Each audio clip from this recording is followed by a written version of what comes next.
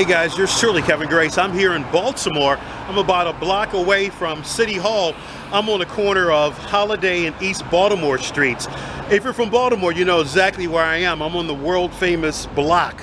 Behind me is a white building that you probably would not know the historical significance of it. And that's why I'm here to tell you what this building was. In 1905, William Brown opened this 35-seat movie theater. This is one of the first movie theaters in Baltimore. It didn't last that long because there was a fire that destroyed it. In 1906, it was remodeled and renamed the Colonnade. Now that didn't last that long because of financial problems.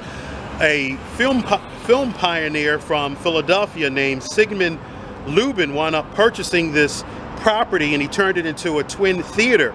And I believe it sat about up to 800 people. And he named it after himself, and it was called Lubin. And it stayed the Lubin until 1927, when it was then renamed the Plaza. Now, toward the end of its life, it turned into a strip club, and that was up until about 2010. And then there was a fire inside this property and the property next to it, and it was all gutted out.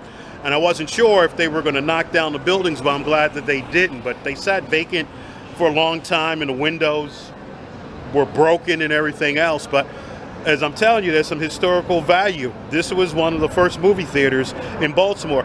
Of course, they had businesses that had those little kaleidoscope machines that you put coins into, and you saw a little flashing movie. But this is where you could actually see a movie. And so a lot of history. And I even remembered when it was a strip club. But I will show you some pictures of what it looked like when it was the Lubin, and of course toward the end when it was the strip club, the Plaza. But this is the building right here, located at 404. Now, Lubin was at 404, 406. So I guess both of these properties were two different addresses, but this was it right here.